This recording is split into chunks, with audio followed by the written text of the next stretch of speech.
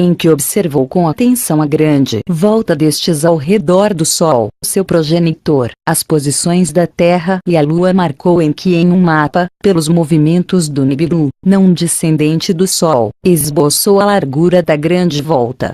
O caminho de Anu, o rei, decidiu Enki nomeá-la. Na amplitude dos céus profundos, pai e filho observaram as estrelas. Enki estava fascinado com suas proximidades e grupamentos. Desenhou imagens de 12 constelações, de horizonte a horizonte, em toda a volta dos céus.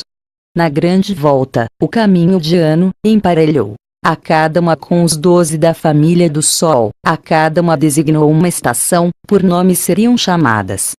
Logo, nos céus por debaixo do caminho do Anu, por onde Nibiru se aproxima do Sol, desenhou um caminho parecido a uma volta, designou o caminho do Enki. Também atribuiu a ele 12 constelações por suas formas. Aos céus por cima do caminho do Anu, a fileira superior, chamou ao caminho do Enlil, também agrupou ali as estrelas em 12 constelações. 36 foram as constelações de estrelas, nos 3 caminhos estavam localizadas. No sucessivo, quando Nibiru se aproxima e se vá, de sua terra curso será conhecido pelas estações de estrelas, assim se designará a posição da Terra enquanto viaja ao redor do Sol. Enki indicou ao Marduk o início do ciclo, a medida do tempo celestial. Quando cheguei à Terra, a estação a que dava final, a estação de peixes foi nomeada. Nomeei-a com meu próprio nome. O das águas. Assim disse Enki, com satisfação e orgulho, a seu filho Marduk. Sua sabedoria abrange os céus, seus ensinos ultrapassam minha própria compreensão, mas na Terra e no Nibiru, o conhecimento e o governo andam separados. Assim lhe disse Marduk a seu pai. Meu filho, o que é o que não sabe, o que é o que joga em falta? Disse-lhe Enki. Os segredos dos céus, os segredos da terra compartilhei contigo. Pai, meu pai. Disse Marduk. Havia angústia em sua voz. Quando os Anunnaki no Abzu deixaram de trabalhar e te pôs a forjar ao trabalhador primitivo, não minha mãe, a não ser Ninma, a mãe da Ninurta, para ajudar foi convocada, não eu, a não ser Ningishzida, de mim o mais jovem, para ajudar foi convidado, com eles, não comigo, seus conhecimentos da vida e a morte compartilhou. Meu filho. Respondeu Enki a Marduk. A seu mandato foi dado dos Igigi Lamu ser supremo. Pai, meu pai. Disse-lhe Marduk. Da supremacia, pelo fado fomos privados. Você, meu pai, é o primogênito do Anu. Entretanto, Enlil, e não você, é o herdeiro legal. Você, meu pai, foi o primeiro em ameriçar em fundar Eridu. Entretanto, Eridu está nos domínios de Enlil, os teus estão no distante Abzu. Eu sou seu primogênito, de sua esposa legítima no Nibiru nasci, entretanto, o ouro se reúne na cidade de Ninurta, para dali enviá-lo ou retê-lo, a sobrevivência do Nibiru está em suas mãos, não em minhas mãos. Agora voltamos para a terra. Qual será meu trabalho? O fado me destina à fama e à realeza, ou a ser humilhado de novo? Em silêncio, Enki abraçou a seu filho, na desolada lua lhe fez uma promessa. Isso do qual me privou, seu destino futuro será. Seu tempo celestial chegará, minha estação junto a tua haverá. Vem agora o relato do Sipar, o lugar dos carros no Edim, e de como os trabalhadores primitivos voltaram para o Edim. Durante muitas voltas da terra, pai e filho estiveram ausentes da terra. Na terra, não se levava a cabo nenhum plano. No Lamu, os Igigi estavam alvoroçados. Enlil transmitiu ao Anu palavras secretas, suas preocupações transmitiu ao Anu desde o Nibiru. Enki e Marduk foram à lua, durante incontáveis voltas se ficaram ali. Suas ações são um mistério, não se sabe o que estão tramando. Marduk abandonou a estação de passo do Lamu, os Igigi estão ansiosos, a estação de passagem se viu afetada por tormentas de pó, os danos que possa haver-nos são desconhecidos. O lugar dos carros no Edim deve ser construído, de ali se levará o ouro diretamente da terra ao Nibiru. A partir de então, já não será necessária uma estação de passagem no Lamu. Esse é o plano de Ninurta. Seu entendimento é grande nestas matérias. Estabeleça o lugar dos carros no Badtibira, seja Ninurta seu primeiro comandante. Anu deu muita consideração às palavras de Enlil. Ao Enlil, uma resposta lhe deu. Enki e Marduk estão voltando para a terra. Escutemos primeiro suas palavras do que na lua tem descoberto. Da lua partiram Enki e Marduk, à terra retornaram. Deram conta das condições ali. Não é viável uma estação de passagem agora. Informaram. Que se construa o lugar dos carros. Disse Anu. Seja Marduk seu comandante. Disse Enki ao Anu. Essa tarefa está reservada para Ninurta. Gritou Enlil com raiva. Já não faz falta comando para os Igigi. Marduk tem conhecimentos desses trabalhos, que se faça cargo Marduk do pórtico do céu. Assim lhe disse Enki a seu pai. Anu refletiu sobre o assunto com preocupação. Agora os filhos se veem afetados pelas rivalidades. Com sabedoria estava dotado Anu, com sabedoria tomou suas decisões. O lugar dos carros para conduzir o ouro por novos caminhos está designado. Ponhamos em mãos de uma nova geração que deve partir de agora. Nem Enlil nem Enki, nem Ninurta nem Marduk estarão ao mando, que assuma a responsabilidade a terceira geração, seja o tu o comandante. Construa o lugar dos carros celestiais, seja seu nome Sipar, cidade pássaro. Esta foi a palavra de Anu. Inalterável foi a palavra do rei. A construção começou no Char 81, seguiram-se os planos do Enlil. Nibiru que estava no centro, Enlil designou como umbigo da terra, por sua localização e por distâncias, as cidades de antigamente se situaram como em círculos, dispuseram-se como uma flecha, desde o mar inferior para as montanhas. Ele riscou uma linha sobre os picos gêmeos da rata, até os céus em norte, onde a flecha intercepta a linha da rata, marcou o lugar do Sipar, o lugar dos carros da terra. A ele levava diretamente a flecha, desde o Nibiru que estava exatamente se localizado por um círculo igual. Engenhoso era o plano, todos se maravilhavam por sua precisão. No 82º Char se terminou a construção do Sipar. Lhe deu o mando ao herói Utu, neto de Enlil. Forjou-se para ele um capacete de águia, decorou-se com asas de águia. Anu chegou no primeiro carro que, desde o Nibiru, veio diretamente até o Sipar. Desejava ver por si mesmo as instalações, queria maravilhar-se com o que se conseguiu. Para a ocasião, os Igigi, comandados por Marduk, desceram do Lamo à terra, do lugar de aterrissagem e do Abzu vieram os Anunnaki.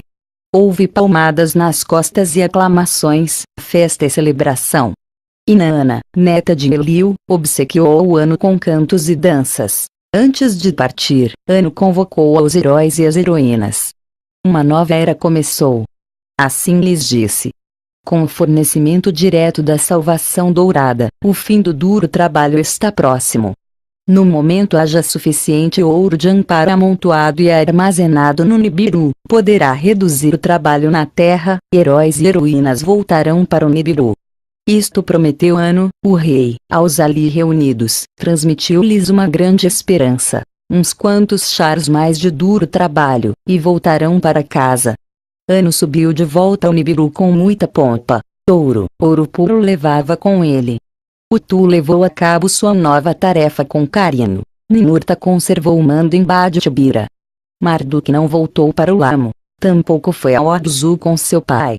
Desejava vagar por todas as terras, percorrer a terra em sua nave celeste, dos Igigi, alguns no Lamo, outros na terra, fez-se ao Tu comandante. Depois da volta de Anu ao Nibiru, os líderes na terra tinham grandes expectativas. Esperavam que os Anunnaki trabalhassem com renovado vigor. Amassar rapidamente o ouro, para voltar para casa quanto antes. Mas isso, pai, não foi o que aconteceu. No Abzu, as expectativas dos Anunnaki não eram as de continuar com o duro trabalho, a não ser as de liberar-se dele, agora que os terrestres estão proliferando, que eles se encarreguem do trabalho. Assim diziam os Anunnaki no Abzu. No Edim, os trabalhos eram maiores. Faziam falta mais moradas, mais provisões. Os heróis do Edin exigiram trabalhadores primitivos, até então confinados no Abzu. Durante 40 chars, só se proporcionou alívio no trabalho no Abzu. Gritavam os heróis no Edin, nosso trabalho se incrementou além de toda a resistência, tenhamos também trabalhadores. Enquanto Enki e Enlil debatiam o assunto, Ninurta tomou a decisão em suas mãos. Dirigiu uma expedição até o Abzu com 50 heróis, foram providos com armas. Nos bosques e nos estepes do Abzu, perseguiram os terrestres, com redes os capturaram, levaram varões e fêmeas ao Edin. Treinaram-nos para fazer todo tipo de tarefas, tanto nos hortas como nas cidades. Enki se zangou com o acontecido, também se enfureceu Enlil. Revogaste minha decisão de expulsar ao Adamo e a Tiamat. Assim disse Enlil a Ninurta. Para que não se repetisse no Edin o motim que houve uma vez no Abzu. Assim disse Ninurta ao Enlil. Com os terrestres no Edin, os heróis se acalmaram, uns quantos chars mais, e não terá com o que preocupar-se. Assim disse Ninurta ao Enlil. Enlil não se apaziguou. Assim seja. Disse-lhe resmungando a seu filho. Amontoe-se com rapidez o ouro, voltemos todos logo ao Nibiru. No Edin, os Anunnaki observavam com admiração aos terrestres. Têm inteligência, compreendem as ordens. Encarregaram-se de todo tipo de tarefas. Foram-nos ao realizar seus trabalhos. Entre eles, varões e fêmeas se emparelhavam constantemente, proliferando-se com rapidez. Em um char, às vezes 4, às vezes mais, tinham lugar suas gerações. Enquanto os terrestres crescessem em número, teriam trabalhadores os Anunnaki. Os Anunnaki não se saciavam com os mantimentos. Nas cidades e nas hortas, nos vales e nas colinas, os terrestres estavam procurando comida constantemente. Naqueles dias, ainda não existiam os cereais, não havia ovelhas, ainda não se tinha criado o cordeiro. A respeito de tudo isto, Enlil disse palavras iradas a Enki. Com seus atos geraste confusão, assim procura você a salvação. Vem agora o relato de como foi o homem civilizado, de como se criou, mediante um segredo de Enki, Adapa e Altiti no Edin. Com a proliferação dos terrestres, Enki estava agradado, Enki estava preocupado. O grupo dos Anunnaki se acomodou em grande medida, seu descontentamento tinha decrescido. Com a proliferação, os Anunnaki fugiam do trabalho, os trabalhadores estavam se convertendo em servos. Durante 7 chars, o grupo dos Anunnaki se acomodou muito, seu descontentamento diminuiu. Com a proliferação dos terrestres, o que crescia por si só era insuficiente para todos. Em 3 chars mais houve escassez de pescado e de caça, nem Anunnaki nem terrestres ficavam saciados com o que por si mesmo cresce. Em seu coração, Enki estava planejando uma nova empresa. Concebia a criação de uma humanidade civilizada. Cereais que sejam semeados por eles para serem cultivados, ovelhas para que as apacentem. Em seu coração, Enki estava planejando uma nova empresa. Refletia sobre como consegui-lo. Observou para estes planos aos trabalhadores primitivos do Abzu, refletiu sobre os terrestres no Edin, nas cidades e nos hortas. O que lhes poderia adequar para os trabalhos? O que terá que não se haja combinado na essência vital? Observou os descendentes dos terrestres, constatou algo alarmante. Com a repetição das cópulas, se estavam degradando para seus antepassados selvagens. Enki esteve olhando pelas zonas pantanosas, navegou pelos rios e observou. Com ele, só ia Izimud, seu vizir, que guardava os segredos. Viu que na borda do rio se banhavam e pulavam uns terrestres. Entre eles, havia 2 fêmeas de selvagem beleza, firmes eram seus seios. Contemplando elas, o falo do Enki se umedeceu, tinha um ardente desejo. Dou um beijo nas jovens. Perguntou Enki a seu vizir Izimud. Levarei a embarcação até ali, beija as jovens. Disse-lhe Izimud ao Enki. Izimud dirigiu a barco até ali, Enki saltou do barco para a terra firme. Enki chamou uma jovem, lhe ofereceu uma fruta. Enki se inclinou para ela, abraçou-a, nos lábios a beijou. Doces eram seus lábios, firmes de maturidade eram seus seios. Em sua matriz derramou seu sêmen, no emparelhamento a conheceu. Ela guardou em seu ventre o sagrado sêmen, ficou fecundada com o sêmen do Senhor Enki. Enki chamou a segunda jovem, lhe ofereceu bagos do campo. Enki se inclinou para ela, abraçou-a, nos lábios a beijou. Doces eram seus lábios, firmes de maturidade eram seus seios. Em sua matriz derramou seu sêmen, no emparelhamento a conheceu. Ela guardou em seu ventre o sagrado sêmen, ficou fecundada com o sêmen do Senhor Enki. Fica com as jovens, para ver se ficaram grávidas. Assim lhe disse Enki a seu vizir Izimud. Izimud se sentou junto às jovens. Por volta da quarta conta apareceram as barrigas. Para a 10ª conta, a 9ª se completou. A primeira jovem ficou de cócoras e deu à luz, dela nasceu um menino. A segunda jovem ficou de cócoras e deu à luz, dela nasceu uma menina. Ao amanhecer e ao crepúsculo, o qual delimita um dia, no mesmo dia deram à luz as duas, como as cheias de graça, amanhecer e crepúsculo, a partir de então lhes conheceu nas lendas. No 93º Char, engendrados por Enki, nasceram os dois no Edim. Izimud levou rapidamente a Enki notícia das iluminações. Enki estava em êxtase com as iluminações. Quem tinha ouvido falar de algo assim? Conseguiu-se a concepção entre o Anunnaki terrestres, trouxe o ser ao homem civilizado. Enki deu instruções a seu vizir, Izimud. Minha ação deve permanecer em segredo. Que os recém-nascidos sejam amamentados por suas mães. Depois disso trará-os para minha casa. Entre as âneas, em cestas de junco, encontrei-os. Disse Izimud a todo o mundo. Enki tomou carinho aos enjeitados, criou-os como a seus próprios filhos. Adapa, o enjeitado, chamou o menino. Titi, uma convida, chamou a menina. A diferença do resto de meninos terrestres, o casal era de crescimento mais lento que os terrestres, muito mais rápidos de compreensão. Estavam dotados de inteligência, eram capazes de falar com palavras. Formosa e agradável era a menina, muito boa com as mãos.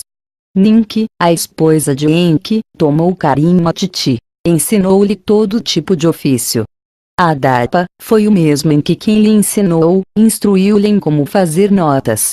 Enki mostrou orgulhoso ao Izimud seus lucros, criei ao homem civilizado. Disse ao Izimud. De minha semente, foi criado um novo tipo de terrestre, à minha imagem e semelhança. Das sementes, farão crescer mantimentos. E apacentarão ovelhas, a partir de então, os Anunnaki e os terrestres ficarão saciados. Enki enviou palavras a seu irmão Enlil. Enlil veio desde Nibiru até Eridu. No deserto, apareceu um novo tipo de terrestre. Disse Enki a Enlil. São rápidos em aprender, podemos ensinar conhecimentos e ofícios. Que nos tragam do Nibiru sementes das que se semeiam, que se tragam de Nibiru ovelhas para repartir pela terra, ensinemos a esta nova raça de terrestres a agricultura e o pastoreio, nos saciemos juntos Anunnaki terrestres. Assim disse Enki ao Enlil. Certamente, são similares aos Anunnaki em muitos aspectos. Disse Enlil a seu irmão. É uma maravilha de maravilhas que tenham aparecido por si mesmos no deserto. Chamaram Izimud. Entre as âneas, em cestas de juncos, encontrei-os. Disse. Enlil ponderou o assunto com gravidade, sacudia a cabeça com assombro. Certamente, é uma maravilha das maravilhas, que tenha surgido uma nova raça de terrestres, que a mesma terra tenha feito um homem civilizado, que lhe pode ensinar agricultura e pastoreio, ofícios e elaboração de ferramentas. Assim dizia Enlil a Enki. Enviemos palavras a Anu da nova raça. Transmitiram-se palavras da nova raça ao Anu, no Nibiru. Que nos enviem sementes que possam ser plantadas e ovelhas para o pastoreio. Isto sugeriram Enki e Enlil ao Anu. Que o homem civilizado sacia aos Anunnaki e aos terrestres. Anu escutou as palavras, ficou assombrado com elas. Que um tipo de essências vitais leve a outro não é algo inaudito. disse-lhes em resposta, mas nunca se ouviu algo assim, que na terra aparecesse tão rapidamente um homem civilizado a partir do Adamo. Para a semeia e o pastoreio fará falta um grande número. São capazes de proliferar os seres. Enquanto os sábios do Nibiru refletiam sobre o assunto, no Eridu ocorriam coisas importantes. Adapa conheceu a Titi no emparelhamento, ele derramou seu sêmen em sua matriz. Houve concepção, houve iluminação. Titi iluminou os gêmeos, 2 irmãos. Transmitiram-se palavras do nascimento ao ano no Nibiru. O casal é compatível para a concepção, podem proliferar.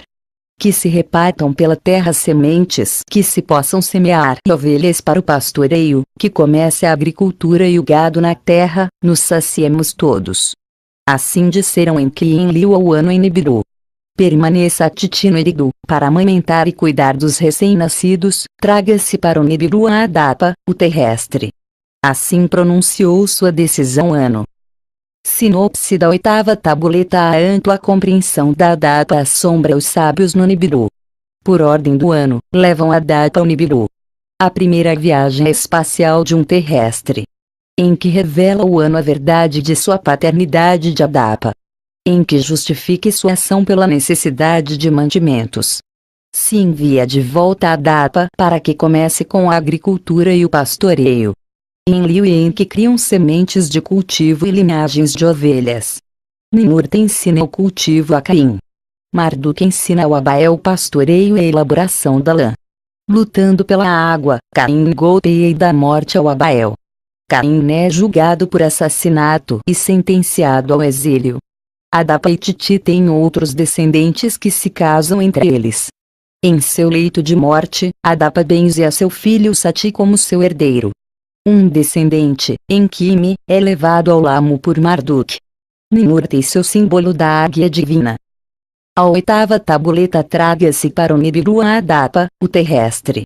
Assim pronunciou sua decisão ano. Ao Enlil não agradava a decisão. Quem ia pensar isto, que forjado por um trabalhador primitivo, o ser se faria como nós, dotado de conhecimento, que entre o céu e a terra viajaria. No Nibiru, beberá das águas da larga vida, comerá o alimento da larga vida, como um de nós, os Anunnaki, o da terra se converterá. Assim dizia Enlil a Enki a outros líderes. Enki tampouco estava agradado com a decisão do ano. Depois de que falasse ano, seu rosto ficou sombrio. Depois de que falasse Enlil, Enki se mostrou de acordo com seu irmão Enlil. É certo, quem o ia pensar? Assim disse Enki a outros. Os irmãos se sentaram e refletiram. Ninma também se sentou com eles para deliberar. O mandato de ano não se pode evitar. Disse-lhes ela. Que nossos jovens acompanhem a Adapa ao Nibiru, seu medo a diminuir, explique ao ano. Assim disse Enki a outros. Que Ningishzida e Dumuzi sejam seus acompanhantes, e que, de passagem, vejam com seus próprios olhos Nibiru pela primeira vez. Ninma apoiou a sugestão. Nossos jovens, nascidos na Terra, estão se esquecendo de Nibiru, seus ciclos vitais se estão vendo superados pelos da Terra. Viajem os 2 filhos do Enki, sem casar ainda, ao Nibiru, possivelmente encontrem noivas ali para si mesmos. Quando chegou-se para a seguinte câmara celestial procedente do Nibiru, Ilabrat, um vizir do ano, saiu da câmara. Venho em busca do terrestre Adapa.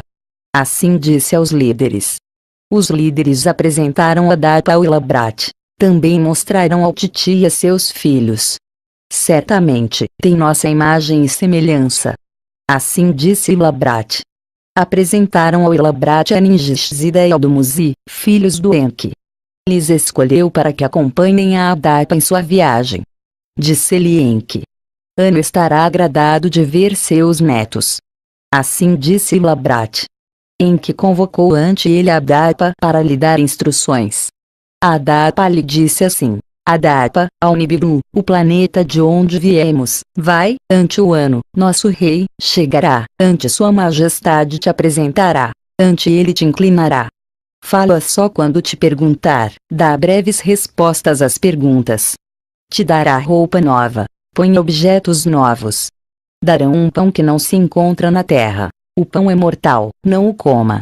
Darão-lhe um elixir em um cálice para que o beba. O elixir é mortal, não bebes dele. Contigo irão meus filhos, Ninjishzida e Dumuzi, atende às suas palavras, e viverá. Assim instruiu Enki a Adapa. Recordarei-o. Disse Adapa. Enki convocou a Ninjishzida e ao Dumuzi e lhes deu uma bênção e conselho. Vão ante o Ano, o rei, meu pai, ante ele lhes inclinarão e lhe renderão homenagem. Não lhes encolham ante príncipes nem ante nobres, deles são seus iguais. Sua missão é trazer Adapa de volta à terra, não lhes deixem enfeitiçar pelas delícias do Nibiru. Recordaremo-lo. Disseram Ninjishzida e Dumuzi.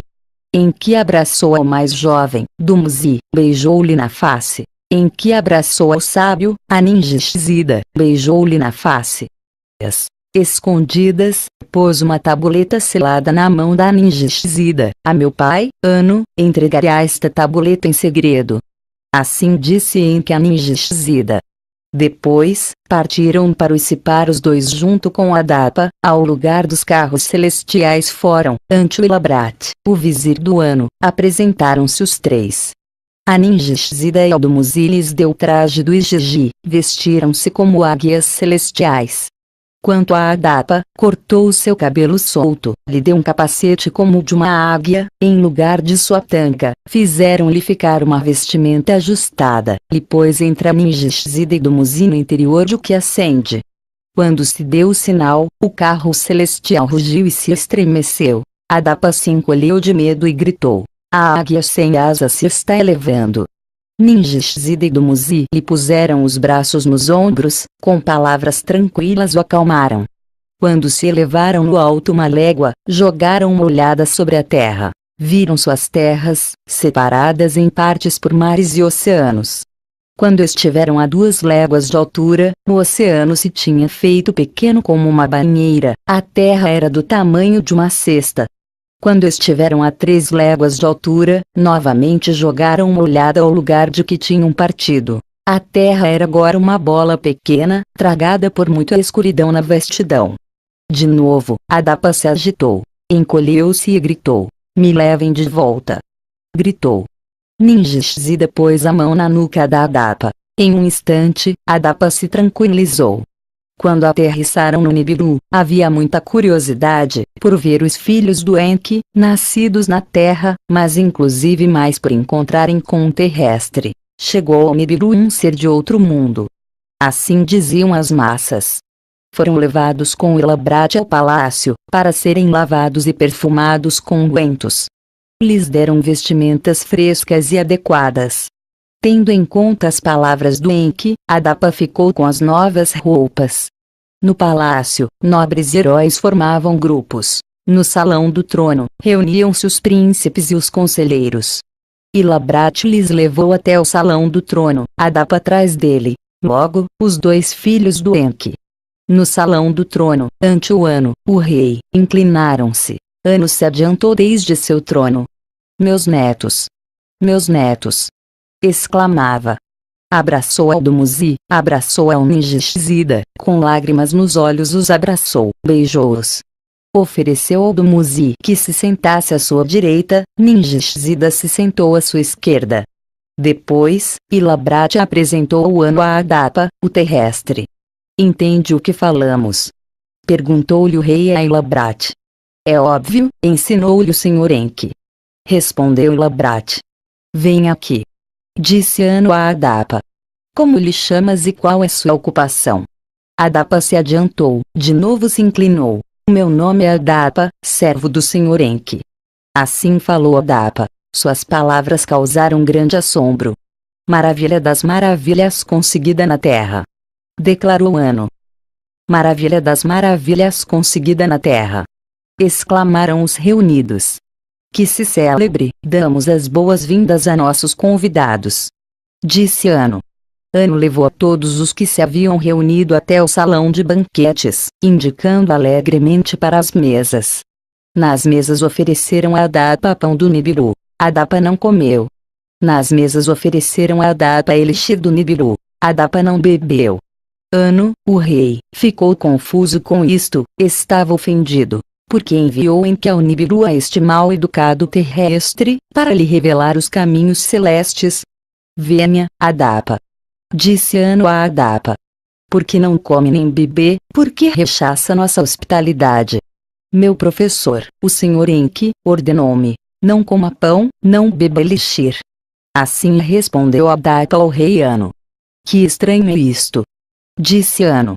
Para que lhe ia proibir Enki de nossa comida e nosso elixir um terrestre?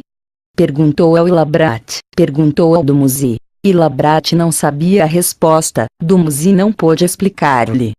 Perguntou a Ninjishzida. Possivelmente se encontra aqui a resposta. Disse Ninjishzida ao Ano. E então deu a Ano, o rei, a tabuleta secreta que tinha sido escondida. Ano estava confuso, Ano estava preocupado. Foi à sua câmara privada para decifrar a tabuleta. Vem agora o relato de Adapa, o progenitor da humanidade civilizada, e de como por seus filhos, Caim e Abel, deu-se início à saciedade na terra. Em sua câmara privada, Ano rompeu o selo da tabuleta, inseriu a tabuleta no explorador para decifrar a mensagem de Enki. Adapa nasceu por minha semente de uma mulher terrestre. Assim dizia a mensagem de Enki. Do mesmo modo, Titi foi concebida por minha semente em outra mulher terrestre. Estão dotados de sabedoria e de palavra, mas não da larga vida de Nibiru. Adapa não deveria comer do pão da larga vida, tampouco deveria beber do elixir da larga vida. Adapa deve voltar para viver e morrer na terra, a mortalidade deve ser sua sorte, com a semeia e o pastoreio de seus descendentes, haverá saciedade na terra. Assim revelou Enki o segredo de Adapa a seu pai, Ano. Ano ficou surpreso com a mensagem secreta de Enki, não sabia se ficava zangado ou se ria. Chamou Ilabrat, seu vizir, à sua câmara privada, lhe disse: este meu filho, nem sequer como Enki emendou sua libertinagem com as mulheres. Ao Ilabrat, seu vizir, mostrou-lhe a mensagem da tabuleta. Quais são as normas, o que deve fazer o rei? Perguntou Ano a seu vizir. Nossas normas permitem as concubinas, mas não existem normas de coabitação interplanetária. Assim lhe respondeu Ilabrat ao rei. Se houver algum prejuízo, que se restrinja, que Adapa volte imediatamente para a terra, que Ninjishzida e Dumuzi fiquem mais tempo. Depois, Ano chamou a Ninjishzida à sua câmara privada. Sabe o que dizia a mensagem de seu pai? Perguntou a Ninjishzida. Ninjishzida baixou a cabeça, com um sussurro disse: não sei, mas posso adivinhá-lo. Eis submetido à prova a essência vital de Adapa, é da semente de Enki. Essa é na verdade a mensagem. Disse-lhe Ano. Adapa deve voltar para a terra imediatamente, seu destino será converter-se no progenitor do homem civilizado. Quanto a ti, Ninjishzida, voltará para a terra com Adapa, da humanidade civilizada, ao lado de seu pai, será o professor. Essa foi a decisão de Ano, o rei. Ele determinou o destino de Adapa e o de Ninjishzida. Ano e os outros dois voltaram junto aos sábios e nobres reunidos, junto aos príncipes e os conselheiros. Ano anunciou palavras de decisão ante os da Assembleia. Não se deve estender em demasia as boas-vindas ao terrestre, em nosso planeta não pode comer nem beber. Todos vimos suas assombrosas capacidades, deixemos que volte para a terra, lavrem os campos na terra seus descendentes, e pastoreiem nas pradarias. Para cuidar de sua segurança e evitar sua agitação, Ninjishzida voltará com ele se enviarão as sementes de cereais do Nibiru, que se multiplicarão na terra. Dumuzi, o mais jovem, permanecerá conosco durante um char, depois voltará com ovelhas e a essência das ovelhas. Esta foi a decisão de Ano. Ante as palavras do rei, todos inclinaram a cabeça em sinal de acordo. No momento certo, Ninjishzida e Adapa foram levados até o lugar dos carros celestiais. Ano e Dumuzi, Ilabrat e os conselheiros, nobres e heróis foram se despedir. Houve estrondo e estremecimento, e o carro se elevou. Viram como o planeta Nibiru se fazia menor, depois viram os céus do horizonte até o cenit. Na viagem, Ninjishzida falou com a Dapa dos deuses planetas. Do Sol, a Terra e a Lua lhe deu lições, ensinou-lhe como se seguem os meses e como se conta o ano da Terra. Quando retornaram à Terra, Ninjishzida relatou a seu pai, Enki, tudo o que tinha acontecido. Enki riu e deu palmadas em suas coxas. Tudo foi como eu esperava. Disse com regozijo. Exceto a retenção do Dumuzi, que é desconcertante para mim. Assim disse Enki. Enlil ficou muito desconcertado pela rápida volta da Ninjishzida e de Adapa. O que ocorre, o que acontece em Nibiru? Perguntou Enki a Ninjishzida. Chamemos também a Ninma, que quer saber também o que aconteceu. Disse-lhe Enki. Depois que Ninma chegou, Ninjishzida contou tudo a Enlil e a ela. Enki também contou de sua coabitação com as duas fêmeas terrestres. Não tenho quebrado nenhuma norma, assegurei nossa sociedade. Assim lhes disse Enki. Não tem quebrado nenhuma norma, mas com uma ação precipitada determinaste os fados dos Anunnaki e dos terrestres. Assim disse Enlil, enfurecido. Agora, a sorte está arremessada, o fado se há imposto ao destino.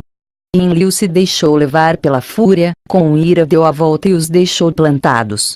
Marduk chegou ao Eridu, havia-lhe chamado sua mãe Dankina. Ele queria verificar os estranhos acontecimentos de seu pai e seu irmão. Pai e irmão decidiram ocultar o segredo de Marduk. Anu estava cativado com o homem civilizado, deu a ordem de que todos na terra se saciassem imediatamente. Assim, só revelaram parte da verdade a Marduk.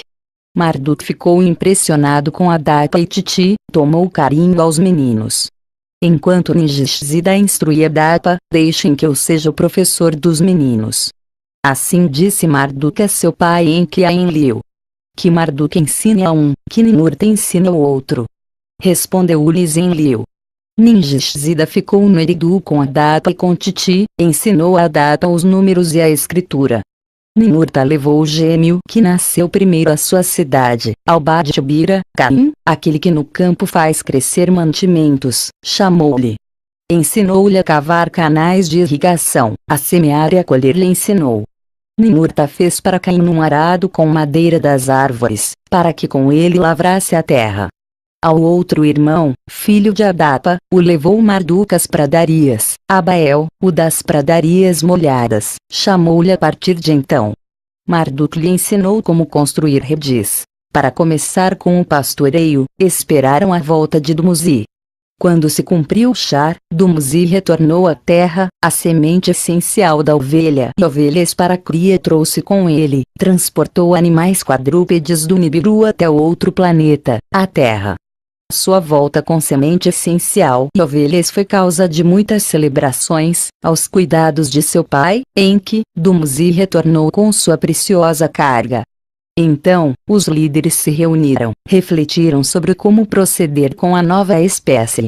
Nunca antes tinha havido uma ovelha na terra, nunca se tinha deixado cair um cordeiro dos céus à terra, nunca antes uma cabra tinha iluminado a seu cabrito, nunca antes se tinha tecido lã de ovelha. Os líderes Anunnaki, Enki e Enlil, Ninma e Ninjishzida, que foram os criadores, decidiram estabelecer uma câmara de criação, uma casa de elaboração. Sobre o puro montículo do lugar de aterrissagem, nas montanhas dos cedros, estabeleceu-se, a câmara de criação se estabeleceu perto de onde se plantaram as 55 sementes de elixir que havia trazido Ninma. Ali começou a multiplicação de cereais e de ovelhas na terra. Ninurta era o mentor de Caim para a semeia e a colheita, Marduk era o mentor de Abael nas artes de cria e pastoreio de ovelhas e cordeiros. Quando se recolherem as primeiras colheitas, quando maturar a primeira ovelha, fará-se a celebração das primícias. Proclamou Enlil como decreto. Ante os Anunnaki reunidos se apresentaram os primeiros grãos, os primeiros cordeiros, aos pés de Enlil Enki, Caim pôs sua oferenda, dirigido por Ninurta. Aos pés de Enlil Enki, Abael pôs sua oferenda, dirigido por Marduk. Enlil deu aos irmãos uma alegre bênção, elogiou seus trabalhos. Enki abraçou a seu filho Marduk, levantou o cordeiro para que todos o vissem. Carne para comer, lã para vestir chegou à terra. Disse Enki. Vem agora o relato das gerações de Adapa, e o do assassinato de Abael por Caim, e o que aconteceu depois. Quando terminou a celebração das primícias, o rosto de Caim estava sombrio. Sentia-se muito ferido porque Enki não lhe tinha abençoado. Quando os irmãos voltaram para seus trabalhos, Abael alardeou diante de seu irmão. Eu sou o que traz a abundância, que sacia os Anunnaki, que dá força aos heróis, que proporciona lã para suas roupas. Caim se sentiu ofendido com as palavras de seu irmão, objetou contundentemente seu alarde. Sou eu que enche de abundância as planícies, que faz pesados de grãos sulcos, em cujos campos se multiplicam os pássaros, em cujos canais se fazem abundantes os peixes, o pão sustentador produzo eu, com pescado e caça variei a dieta dos Anunnaki. Uma e outra vez, os gêmeos discutiam entre si, com o passar do inverno discutiram. Quando chegou o verão, não houve chuva. As pradarias estavam secas, os pastos diminuíam.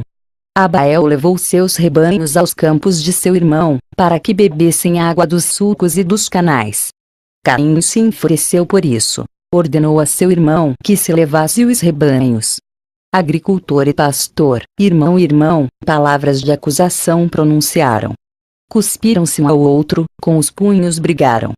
Extremamente enfurecido, Caim tomou uma pedra e golpeou na cabeça de Abael. Uma e outra vez lhe golpeou, até que Abael caiu, emanando sangue dele.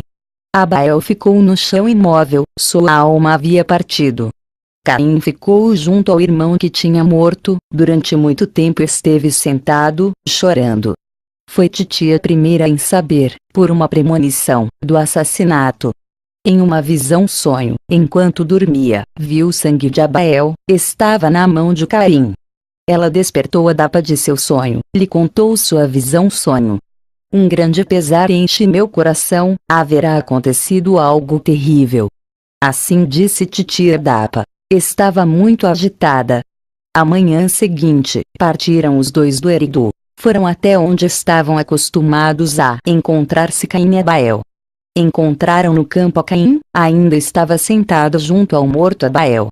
Titi soltou um grande grito de angústia, Adapa jogou barro sobre a cabeça. O que tem feito? O que tem feito? Gritaram a Caim. Silêncio foi a resposta de Caim. Caiu no chão e chorou. Adapa voltou para a cidade do Eridu, contou-lhe ao senhor Enki o que havia acontecido. Enki enfrentou a Caim com fúria. Maldito seja! Disse-lhe. Tem que ir do Edim, não te vais ficar entre os Anunnaki e os terrestres civilizados. Quanto ao Abael, seu corpo não pode ficar nos campos devido às aves selvagens. Como é costume entre os Anunnaki, será enterrado em uma tumba, debaixo de um montão de pedras. Enki mostrou a Adapa e a Titi como enterrar Abael, pois o costume lhes era desconhecido. Durante 30 dias e 30 noites, foi Abael chorado por seus pais. Caim foi levado ao Eridu para ser julgado, Enki desejava que se pronunciasse uma sentença de exílio. Por sua ação, Caim deve ser morto. Assim, com ira, disse Marduk. Que se reúnam os 7 que julgam. Assim disse Ninurta, o mentor de Caim. Quem ouviu falar alguma vez de uma reunião assim? Gritou Marduk, que para um que não é do Nibiru terei que chamar os líderes Anunnaki para que julguem. Não é suficiente que o apadrinhado por Ninurta tenha assassinado aquele a que o favorecia? Não é assim como Ninurta venceu Anzu, assim se levantou Caim contra seu irmão.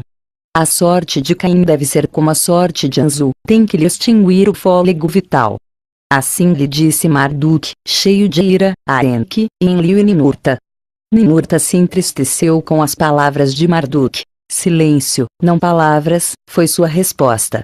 Deixem que eu fale em privado com meu filho Marduk. Disse-lhes Enki. Quando nas câmaras privadas de Enki estiveram ele e Marduk, meu filho. Meu filho. Enki lhe falou brandamente com Marduk. Sua angústia é grande. Não agravemos a angústia com mais angústia. deixa que te conte um segredo que muito me pesa no coração. Em certa ocasião, enquanto passeava pelo rio, duas donzelas terrestres cativaram meu capricho. Por elas, de minha semente, foram concebidos Adapa e Titi, uma nova classe de terrestres. Um homem civilizado trouxe-se deste modo à Terra. Nosso rei, Anu, tinha dúvidas se seriam capazes de procriar. Com o nascimento de Caim e de Abel, Anu e o conselho no Nibiru se convenceram. Uma nova fase da presença Anunnaki neste planeta foi bem-vinda e passada. Agora que Abel foi assassinado, e se a Caim lhe extingue também, a sociedade chegará ao seu final, os motins se repetirão, tudo o que se há conseguido se desmoronará. Não é de surpreender que tomasse carinho ao Abel, era o filho de seu meio-irmão. Agora, tenha piedade do outro, deixa que sobreviva a linhagem de Adapa. Este segredo revelou em que a Marduk com tristeza. A princípio, Marduk se surpreendeu com a revelação, depois se viu vencido pela risada. De suas proezas fazendo amor muito se há rumores, agora estou convencido disso. Perdoe a vida de Caim, que desterra os limites da terra. Assim lhe disse Marduk a seu pai, trocando da ira a risada. No Eridu, em que pronunciou a sentença sobre Caim. Caim deve partir para o oeste, a uma terra pela que errará por sua má ação, mas sua vida deve ser perdoada, a ele e a suas gerações lhes distinguirá. Ningishzida alterou a essência vital de Caim. Ningishzida trocou a essência vital de Caim para que em sua face não crescesse a barba. Com sua irmã Avan como esposa, Caim partiu do Edim, a terra de Har se encaminhou. Então, os Anunnaki se sentaram e se perguntaram entre si: sem Abel, sem Caim, quem fará crescer o cereal e fará pão para nós? Quem será o pastor? As ovelhas multiplicará, de lã para roupa proverá. Que por Adapa e Titi haja mais proliferação. Assim disseram os Anunnaki. Com a benção de Enki, Adapa conheceu uma e outra vez a sua esposa Titi. Uma filha, outra filha, cada vez, uma e outra vez nasciam.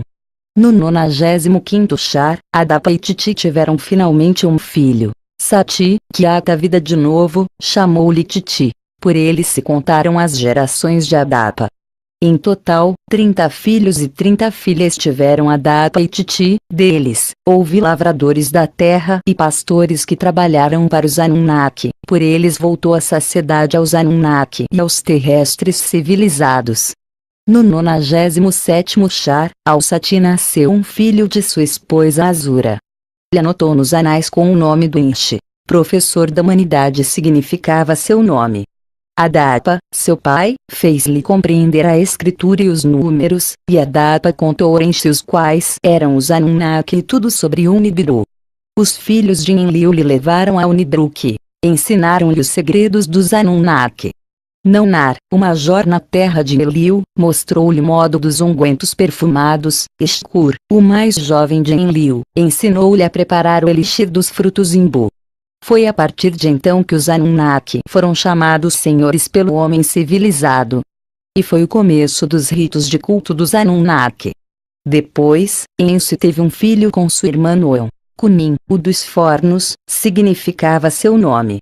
Seu tutor foi Ninurta. No Badjabira aprendeu de fogos e de fornos, lhe ensinou como fazer fogos com betumes, como fundir e refinar. Na fundição e a refinação do ouro para o Nibiru trabalharam ele e seus descendentes. No 98º Char ocorreu tudo isto. Vem agora o relato das gerações de Adapa depois de que fora exilado Caim, e das viagens celestiais do Enki e da morte de Adapa. No 99º Char lhe nasceu um filho ao Kunin, pelo Nualit, meio-irmã do Kunin, foi concebido. Malalu, que interpreta, nomeou-lhe ela. Sobressaía-me em música e em canto. Para ele fez Ninurta uma harpa com cordas, conformou uma flauta para ele. Malalu interpretava hinos a Ninurta. Junto com suas filhas, cantava os Anti-Ninurta. A esposa do Malalu era filha do irmão de seu pai, Duna era seu nome. No 100º Char, desde que começa-se a conta na terra, nasceu-lhes um filho ao Malalu e a Duna, era seu primogênito. Irid, o das águas doces, chamou-lhe sua mãe Duna. Dumuzi lhe ensinou como escavar poços, como prover de água aos rebanhos em distantes pradarias. Foi ali, junto aos poços nas pradarias, que pastores e donzelas se reuniram, onde os esponsais e a proliferação da humanidade civilizada abundou sobremaneira. Em seus dias, os Igigi vinham com mais frequência à terra. Para observar e ver, os céus pouco a pouco abandonaram, vigiar e ver o que ocorria na terra desejavam cada vez mais. Enki suplicou ao Marduk que estivesse com eles no lamo, vigiar e ver o que ocorria na terra desejava Marduk ardentemente. Em um poço, nas pradarias, encontrou Osiride com sua esposa. Baraka era seu nome, era filha do irmão de seu mãe. À conclusão do segundo centésimo char, nasceu-lhes um filho, com o nome de Enkimi, pelo Enkimi compreensão, lhe chamou nos anais. Era sábio e inteligente, compreendeu com rapidez os números. Tinha muita curiosidade pelos céus e por todas as matérias celestiais. O Senhor Enki tomou carinho, lhe contou todos os segredos que uma vez revelou a Dapa. Da família do Sol e dos 12 deuses celestiais lhe ensinou Enki, e de como os meses se contavam pela Lua e os anos pelo Sol, e de como se contavam os chars pelo Nibiru, e de como Enki combinava as contas, de como o Senhor Enki tinha dividido o círculo dos céus em 12 partes, de como tinha atribuído Enki uma constelação a cada uma, 12 estações e um grande círculo tinha disposto, de como, para honrar aos 12 grandes líderes Anunnaki, tinha posto nomes às estações. Enkimi ansiava explorar os céus. Fez 2 viagens celestiais. E este é o relato das viagens do Enkimi aos céus, e de como deu começo Marduk aos matrimônios mistos e aos problemas com os Igigi. Enviou-se Enkimi para que estivesse com Marduk no lugar de aterrissagem. Dali, Marduk o levou em uma espaçonave até a Lua. Ali, Marduk ensinou a Enkimi o que tinha aprendido de seu pai, Enki. Quando Enkimi voltou para a terra, lhe enviou para que estivesse com Utu no Sipar, o lugar dos carros. Ali, Utu deu ao Enkimi uma tabuleta para escrever o que estava aprendendo. Utu o instalou em sua brilhante morada como um príncipe dos terrestres. Ensinou-lhe os ritos para começar com as funções do sacerdócio. Enkimi residia no Sipar, com sua esposa Edinni, uma meio-irmã. A eles lhes nasceu um filho no 400º char. Matushal lhe chamou sua mãe, que se elevou pelas brilhantes águas significava seu nome. Foi depois disso que Enkimi fez sua segunda viagem aos céus, esta vez também foi Marduk, seu mentor e companheiro. Em um carro celestial se remontaram para o céu, para o sol e além dele fizeram um círculo. Marduk o levou para visitar os Igigi. No lamo, os Igigi tomaram carinho, dele aprenderam sobre os terrestres civilizados. Dele se diz nos anais que partiu para os céus, que nos céus ficou até o final dos dias. Antes que Enkimi partisse para os céus, de tudo que nos céus lhe tinha ensinado, fez um registro por escrito Enkimi, para que seus filhos soubessem o escrevel. Tomou nota de tudo que há nos céus na família do Sol, e das regiões da terra e suas terras e seus rios também. Confiou seus escritos em mãos de Matushal, seu primogênito, para que, junto com seus irmãos Rajin e Gaidad, estudasse-os e seguissem a eles. No 400º char tinha nascido Matushal, ele foi testemunha dos problemas dos Igigi e do que Marduk fazia. Ao Matushal nasceu um filho de sua esposa Idnat. Lumash, homem poderoso, foi seu nome. Em seus dias, as condições sobre a terra se fizeram mais difíceis. Nos campos e nas pradarias, os trabalhadores se queixavam.